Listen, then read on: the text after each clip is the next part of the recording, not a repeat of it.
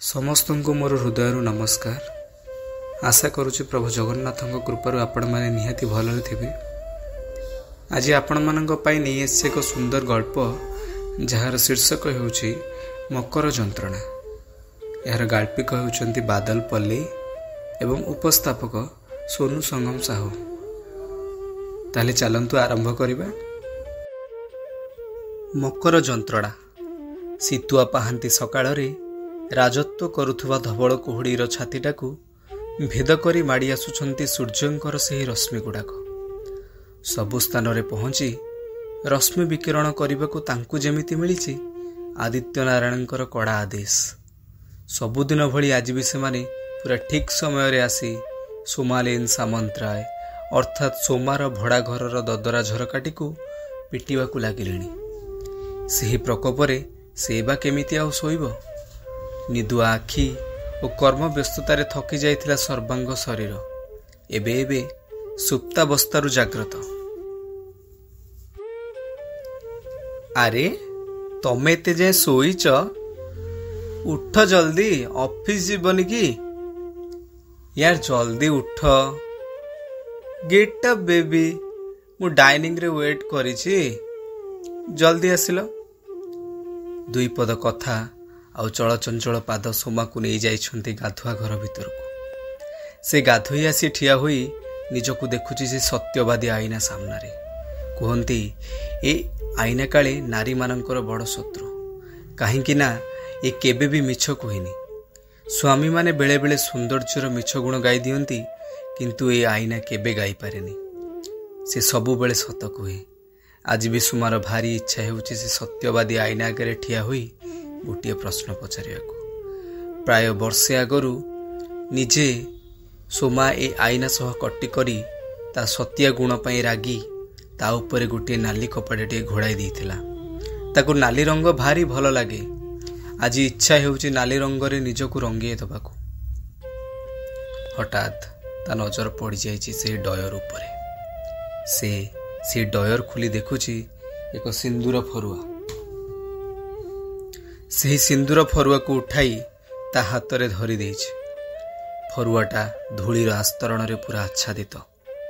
ହଠାତ୍ ଅବସମ୍ଭାବୀ ଭାବେ ଝରକା ବାଟ ଦେଇ ପବନର ଏକ ତୀବ୍ର ଉର୍ମି ଆଇନା ଉପରସ୍ଥ ଲାଲ କପଡ଼ାଟିକୁ ଉଡ଼ାଇ ଦେଇଛି। ବର୍ତ୍ତମାନ ସୋମା ଓ ଆଇନା ସାମ୍ନାସାମ୍ନି। ଆଇନା ତାଶ୍ଚଲ୍ୟ ଭଙ୍ଗୀରେ ହସିବାକୁ ଆରମ୍ଭ କରିଛି। ସୋମା ମୁହଁରେ ସେହି ତେଜ ନାହିଁ ଯେଉଁ ତେଜ ବର୍ଷେ ତଳେ ଥିଲା। ତା ଆଖିରେ କଜ୍ଜଳ ନାହିଁ, ଓଠରେ ହସ ନାହିଁ। ତା କଅଁଳିଆ ଗୋରା ହାତକୁ ପୁରିଲା ପୁରିଲା କରିବାକୁ ସେହି ରଙ୍ଗୀନ ଚୁଡ଼ି ଗୁଡ଼ାକ ନାହାନ୍ତି। ତାକୁ ଚୁଡ଼ି ପିନ୍ଧିବାକୁ ଭାରି ଭଲ ଲାଗେ, ହେଲେ ଆଖି ଦେଖୁଛି ପୂର୍ଣ୍ଣ ହାତ ଦୁଇଟା ସାଜିଛି ଉଲଗ୍ନ। ଯେଉଁ ମଥାର ସେନ୍ଥିରେ ଲାଲ ସିନ୍ଦୁର ଝଟକୁଥିଲା ସେ ଆଜି ଶୂନ୍ୟ। ଭ୍ରୁଲତା ମଝିରେ କେବଳ କୃଷ୍ଣ ବର୍ଣ୍ଣର ଏକ କଳା ବିନ୍ଦି। ଗୋରା ଦେହଟା ଏ ଆଇନା ଆଗରେ କାହିଁକି କାଳିମାର ବାରିଦ ଭଳି ଦିଶୁଛି। ଏ ଆଇନା କ'ଣ ମିଛୁଆ? ହଁ, ଏ ଆଇନାଟା ଗୋଟେ ମିଛୁଆ। ଏଇଟା ଗୋଟେ ସୁଦୁ ମିଛୁଆ। ସୋମା ଗୋଟେ ଭୟଙ୍କର ଚିତ୍କାର କରି ଫିଙ୍ଗିଦେଲା ସିନ୍ଦୁର ଫରୁଆଟିକୁ ସେ ଆଇନା ଆଗକୁ। ବିଚରା ସେଇ ଛିଡ଼ା ହୋଇଥିବା ନିରୀହ କାଚର ସ୍ତମ୍ଭଟା କ୍ଷଣିକ ଭିତରେ ଚୂନା ହୋଇଗଲା ଗୋଟିଏ ବିକଟ ଘୂର୍ଣ୍ଣିରେ। କେବଳ ଦେଖାଗଲା ବିଛୁଡ଼ି ପଡ଼ୁଥିବା ପୁଳାଏ ମୁନିଆ କାଚ, ଯାହା ତଥାପି ଅଟ୍ଟହାସ୍ୟ କରୁଥାନ୍ତି ସୋମାର ମଳିନ ସୌନ୍ଦର୍ଯ୍ୟକୁ। ସେ ଶବ୍ଦରେ ତା ଝିଅ ଚିନ୍ମୟୀ ଉଠି ପଡ଼ିଲା। ହେଇ ଶୁଣୁଛ, ଏ ଆଇନାଟା କେଡ଼େ ମିଛୁଆ ମ। ସୋମା ପଛକୁ ବୁଲି ଦେଖେ ତ ବେଡ୍ରେ କେବଳ ଚିନ୍ମୟୀ। ସେ କୁଆଡ଼େ ଗଲେ? ଏବେ ତ ଥିଲେ, କହି ଉଠିଲା ସୋମା। ହଠାତ୍ ସୋମାର ଆଖି ଦୁଇଟା ପଡ଼ିଯାଇଛି ସେ କାନ୍ଥରେ ପ୍ଲାଷ୍ଟିକ ଫୁଲମାଳ ସହ ଝୁଲୁଥିବା ସୁରଜର ଫଟୋ ଉପରକୁ। ଏ କ'ଣ ସ୍ୱପ୍ନ ଥିଲା?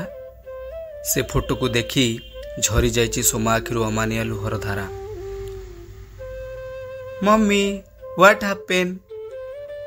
ନାଇଁ କିଛି ନାହିଁ। ଯା ମାମା, ଫ୍ରେଶ ହେଇ ରେଡି ହୁଅ, ସ୍କୁଲ ଟାଇମ୍ ହେଲାଣି। ମୁଁ ଡାଇନିଂରେ ଅପେକ୍ଷା କରିଛି। ଦୁହେଁ ଜଳଖିଆ ଖାଇ ଚାଲିଲେ ସ୍କୁଲ। चिन्मय जो स्कूल पढ़े से स्कूल रे सोमा विज्ञान शिक्षयित्री। सोमा मनरे जिते दुख कष्ट थाए से यही छुआ मानंकु देखिले सबू भूली जाए। सबुदिन भली से निजर छात्र छात्री मानंकु पढ़ई सारी बसी थाए। यही समय रे जड़े सहकर्मचारी आसी किछि देला। कौन एटा? मैडम काली स्कूल बंद रहिबो, काली मकर संक्रांति, ए नोटिस रे आपण दस्तखत कर दियंतु। काली मकर संक्रांति? सोमा नोटिस रे दस्तखत करदेला। सहकर्मचारी जनक ता बाटरे चलीगले। छात्र छात्री माने मध्य निज निज पढ़ारे व्यस्त। ठीक एतिकी बेले किछि पिलांको हो हल्ला झरका बाट दे सोमा कानरे बाजिला। दौड़ी गला झरका पाखकू। अरे मार ताकू, ता गुड़ीर सूताटा को काटी दे, आमे जीति जिबा। ए शब्द ए गहली ताको भारी आपणार लागिला। आखिरु बही गला लुह, किंतु सोमा सेमिति चाहि थाए बाहरकू। धीरे धीरे दृश्य गुड़ाक झापसा हेबाकू लागुछि। ता कानरे बाजुछि काहार चित्कार, भारी आपणार कंठस्वर। एई तो सूरज, सोमालिन स्वामी। एबे तुमे जीव, हे देख देख तम गुड़ी गला तलकू। मु जीती गली। ओए हेलो, तुम्हें चिटिंग करिछ, चिट्टर कोढ़िकार। सूरज हाथ घंटाटी को देखी कहिला, अरे बापरे एते लेट हेलानी, तमे मा झियो गुड़ी खेलु थाओ, मु ऑफिस जाउछि। हाँ मु जानिछि तुम ऑफिस आउ तुमे आज भली मकर संक्रांति रे तमे सब काम करिकी देश को बदलई दब। जाओ जाओ। अरे बाबा कौन करी कहल, एटा परा बेसरकारी चाकरी, एथिरे कौन तुम सरकारी चाकरी भली छुट्टी अच्छी ना कौन? अच्छा मामा लेट होची, मु आसुची एबे। बाय बाय गेलु, बाय बाय। हाँ चाकरिया महाशय, आज जल्दी आसिले बुलिबा को जिबा, ए कथा मने अछि तो? अरे अरे से कथा केमिति भूलिबी, पक्का जल्दी आसी जीवी, रेडी हेकी थिबो। अच्छा कौन भूलुच तुमे? कौन पपी जीवन नाई मो, जाओ जाओ देश बदलैब। अच्छा एमिति ताहाले? हाँ सेमिति ही। हाँ हो एबे बाय बेटू, मु आसुची। काहींकी केजाणी रातिर बुलिबार कथा दीटा से दिन सोमा हृदय को उन्मादना खेलाइथिला।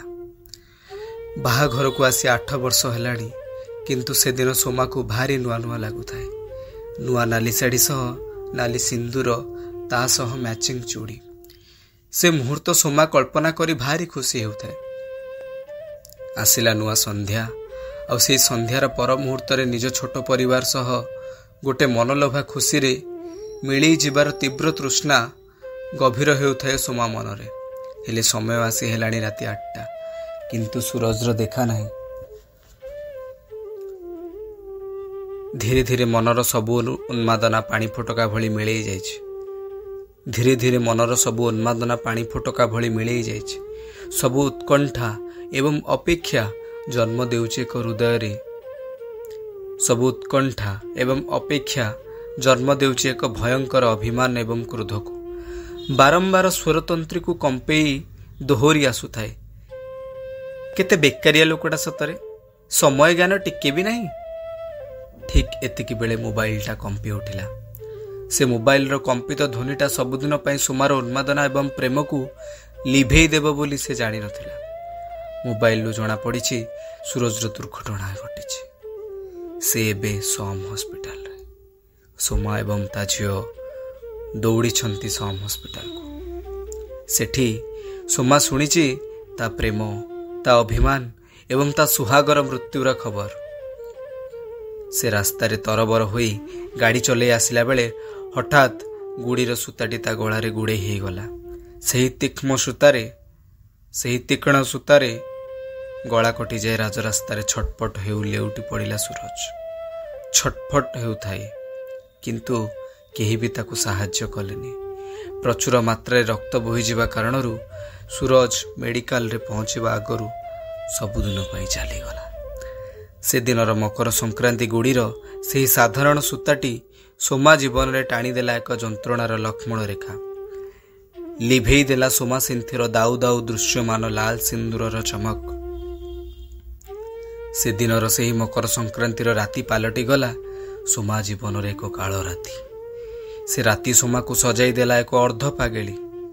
ସ୍କୁଲର ଛୁଟି ବେଲ୍ରେ ସୋମା ଫେରି ଆସିଛି ତା ବାସ୍ତବିକ ଦୁନିଆକୁ। ଓଦା ଆଖି ଦୁଇଟା କେତେବେଳୁ ଶୁଖିଗଲାଣି। ଛାତ୍ରଛାତ୍ରୀମାନେ ମଧ୍ୟ ଖାଲି ହୋଇଗଲେଣି। ସୋମା ପାଖରେ ତା ଝିଅ ଚିନ୍ମୟୀ ସେମିତି ଠିଆ ହୋଇ ରହିଥାଏ। ଦୁହେଁ ମା ଝିଅ ହାତ ଧରା ଧୋଇ ହୋଇ ଚାଲିଲେ। ରାଜରାସ୍ତାରେ ଦୁହେଁ ଚାଲୁଛନ୍ତି। ରାସ୍ତା କଡ଼ରେ ଦଣ୍ଡାୟମାନ ଆମ୍ବ ଗଛର ଡାଳରେ ଉଡୁଛି ଖଣ୍ଡିଏ ଗୁଡ଼ି। ସୋମା ଅତି ଯତ୍ନର ସହ ଗୁଡ଼ିଟିକୁ ଗଛ ଡାଳରୁ ନେଇ ଆସିଛି। ସୋମାର ଗୋଟିଏ ହାତ ତା ଝିଅର ହାତରେ ଏବଂ ଅନ୍ୟ ହାତରେ ସେହି ସୂତା ଲଗା ଖଣ୍ଡିଏ ଗୁଡ଼ିଟିଏ।